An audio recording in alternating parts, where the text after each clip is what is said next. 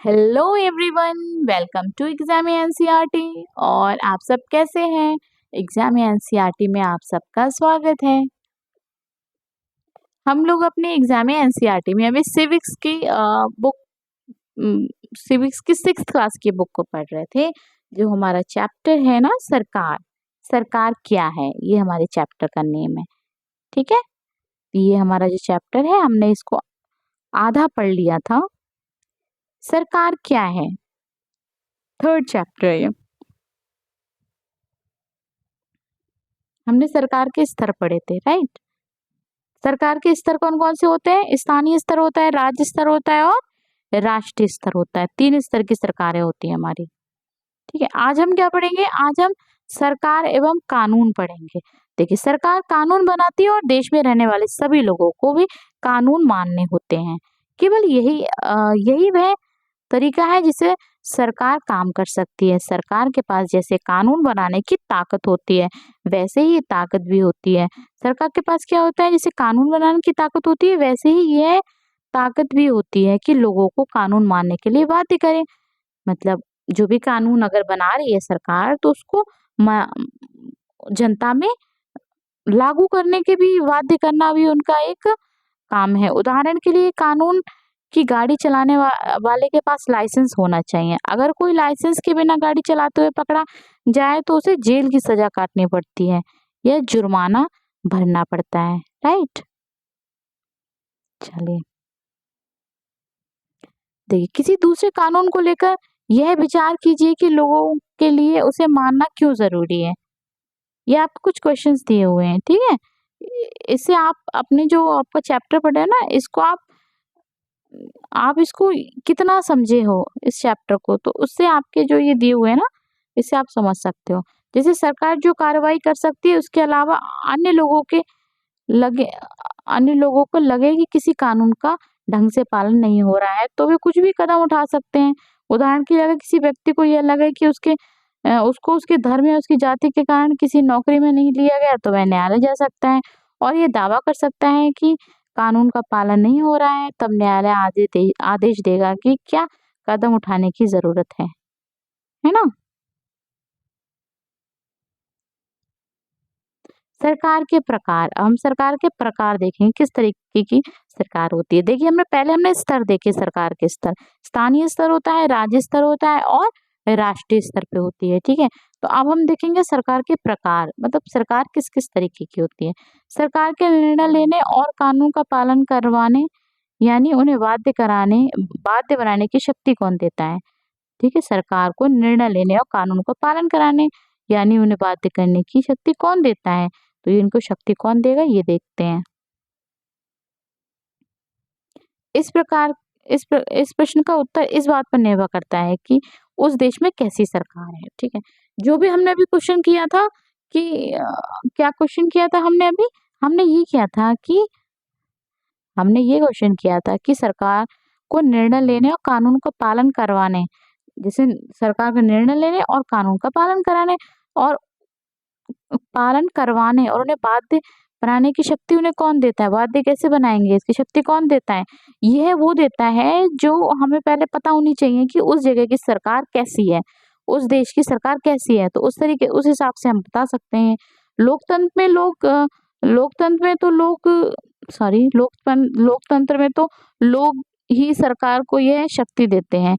लोकतंत्र में क्या होता है? लोग ही सरकार को शक्ति देते हैं। लोग ऐसा चुनाव के माध्यम से करते हैं। ऐसा वो कैसे करते हैं? अपने चुनाव के माध्यम से। वे अपनी अपनी पसंद के नेता का वोट देकर चुनते हैं। एक बार चुन लिए जाने के बाद यही लोग सरकार बनाते हैं। लोकतंत्र में सरकार को अपने निर्णय निर्णय उठाए गए कदमों का आधार बताना होता है और सफाई देनी होती है। ठीक है, दूसरी तरह की सरकारें होती हैं जिसे राजतंत्रीय सरकार कहते हैं। एक तो लोकतांत्रिक सरकार होती है, एक राजतंत्रीय सरकार होती है। इसमें राजा या रानी के पास निर्णय लेने और सरकार चलाने की शक्ति होती है। राजा के पास सलाहकार का एक छोटा सा समूह होता है जिससे वे विभिन्न मुद्दों पर चर्चा कर सकते हैं और अंतिम निर्णय लेने की शक्ति उसी के पास रहती है। ठीक है, अंतिम निर्णय की शक्ति किसके पास रहती है? उसी के पास। जैसे कि ये राजा दिए हुए हैं, ये देखिए दिए हुए ना, देखिए ये राजा जी दिए हुए हैं, इनके कहने से ही है ना जनता काम करेगी, ठीक है? ये शक्ति देंगे। इनके जो साथ में जो मंत्री होते हैं ना, उनको ये शक्ति देंगे कि आप ये काम करेंगे, आप ये मंत्री हैं तो आपको ये काम करना है, ठीक है? तो लोकतांत्रिक में राजतांत्रिक में ये होता है, ठीक है? ये कुछ दिया हुआ है, जैसे लोकतंत्र में लोगों की भागीदारी उन निर्णयों को लेने में महत्वपूर्ण है जो उनको प्रभावित करते हैं। क्या आप इससे सहमत हैं? अपने जवाब को 2 कारण लिखिए अपने जवाब के। आपके यहाँ किस प्रकार की शासन व्यवस्था है? उसके स्थान पर आप कैसी शासन व्यवस्था चाहेंगी और क्यों? ठीक है? ये हमारे कुछ दिया हुआ है, ठीक है? हम अपने चैप्टर के बाद इस चीज़ को समझ सकते हैं आसानी से।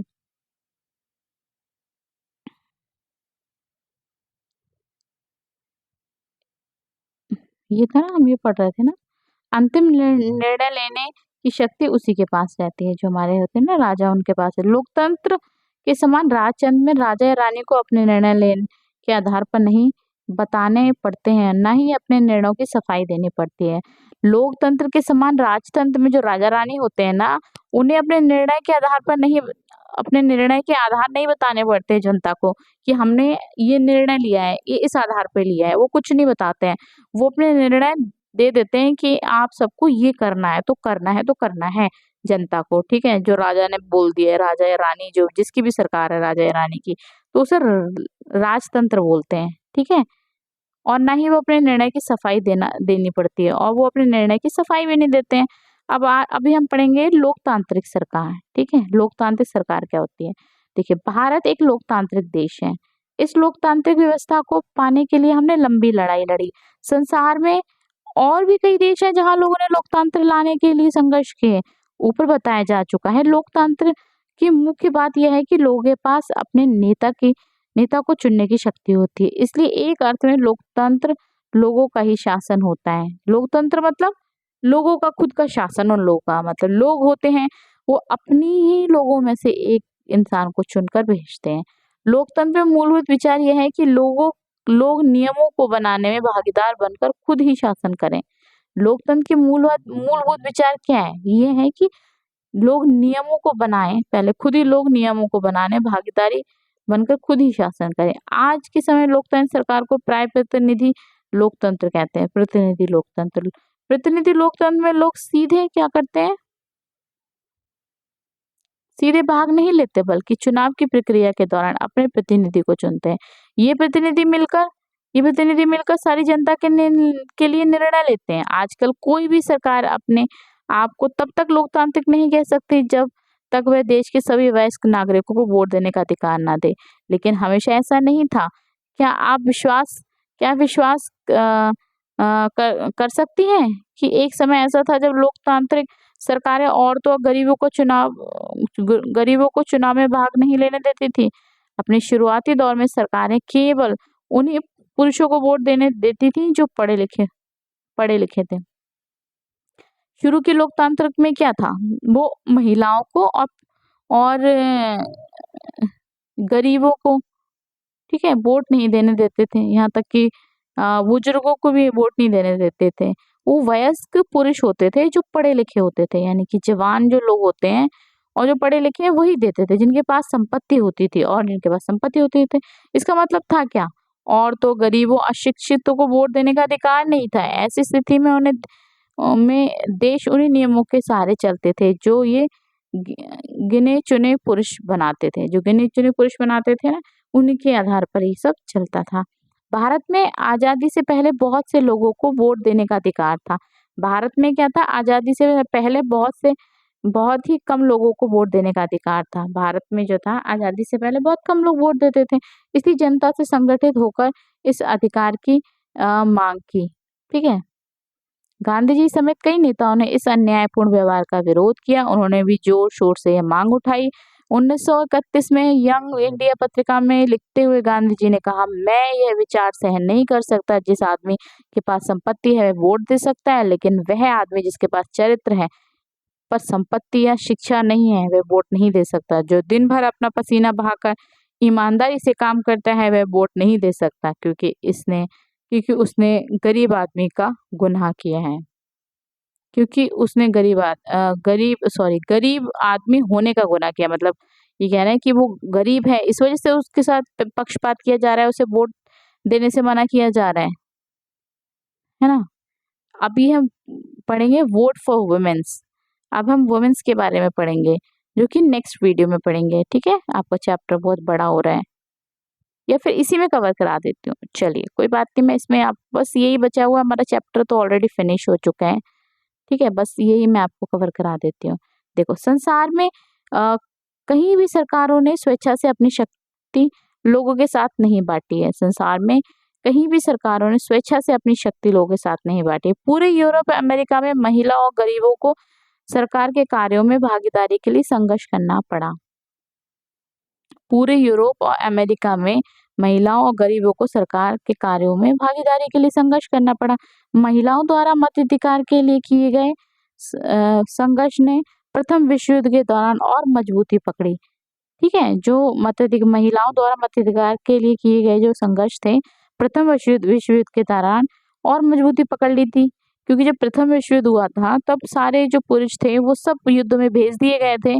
तो क्या हुआ था, बाकी काम सब स्त्रियों ने देखे थे, उन्होंने बहुत सारे काम किए। तो इस आंदोलन में महिला मताधिकार आंदोलन कहते हैं, और अंग्रेजों में इसे सफ्रेट मूवमेंट कहते हैं। कौन सा? सफ्रेट मूवमेंट कहते हैं। सफ्रेट मूवमेंट का मतलब है वोट देने का अधिकार। युद्ध के दौरान बहुत से पुरुष लड़ाई में थे, इसलिए महिलाओं को उन कामों को करने के लिए बुलाया गया जो पहले पुरुष के काम माने जाते थे। अब महिलाओं ने विभिन्न प्रकार के काम और उनकी व्यवस्था करना शुरू किया, तो लोगों को यह देखकर बड़ा आश्चर्य हुआ कि उन्होंने महिलाओं और उनकी क्षमता के बारे में क्यों इतनी गलत रूढ़िबद्ध धारणा बना रखी थी कि महिलाएं ये काम नहीं कर सकती। इस तरह महिलाओं को निर्णय लेने से समान रूप से योग्य माना जाने लगा। महिला मताधिकार आंदोलन की साथियों ने सभी महिलाओं के लिए वोट देने का अधिकार की मांग की, उनकी आवाज सुनी जाए। इसके लिए उन्होंने जगह-जगह पर अपने आप को लोहे की जंजीरों से बांधकर प्रदर्शन किया, ठीक है? और अब वो महिलाओं ने प्रदर्शन करने शुरू कर दिए। क्यों? उन्होंने कहा कि जब युद्ध था तो सारे पुरुष जा चुके थे, तो सारा काम किसने संभाला? स्त्रियों ने संभाला। तो उन्होंने कहा कि जब हम सब कुछ काम कर ही सकते हैं, तो हमें वोट देने का अधिकार क्यों नहीं है? तब उन्होंने फिर अपने आप को लोहे की जंजीरों में बांधकर प्रदर्शन किया। उनमें से कई क्रांतिकारी महिलाएं जेल गईं और भूख हड़ताल पर बैठी। अमेरिका में औरतों को वोट देने का अधिकार 1920 में मिला। ठीक है, अमेरिका में कब मिला? 1920 में मिला वोट देने का अधिकार। ठीक है, जबकि इंग्लैंड की औरतों को यह अधिकार कब मिला? 1928 में। यानी अमेरिका में पहले मिला, ठीक है, और इंग्लैंड में कब मिला? 1928 में। ओके, ठीक है, तो हमारा चैप्टर हो गया फिनिश। और अब ये सब बचा आपका एक्टिविटी, ठीक है, ये आपकी एक्टिविटीज है, ये आपके कुछ क्वेश्चंस है। अगर आप चाहें तो आप बता सकते हैं, मैं आपको क्वेश्चंस भी करा सकती हूँ, मैं आपको करा दूंगी, और मैं आपको ये एक्टिविटी भी करा सकती हूँ। जैसे आप भारत के पड़ोसी देशों के नाम बताइए, ये सब एक्टिविटी आप आराम से कर सकते हो। अपने राज्य, केंद्र शासित प्रदेश और उसके पड़ोसियों के नाम बताइए, अपने जिले और उसके पड़ोसी जिलों के नाम बताइए, ठीक है। ये सब आपकी ना करंट बेस्ड एक्टिविटीज हैं। आप, ठीक है, आप कहाँ हो, क्या हो, ठीक है। चलिए, अब हम अपना क्लास फिनिश करते हैं, और आप लोग अपना ध्यान रखिए, पढ़ते रहिए, रिवीजन करते रहिए, और आप आगे बढ़ते रहिए, ठीक है, और क्लास में आते रहिए। चलिए, थैंक यू।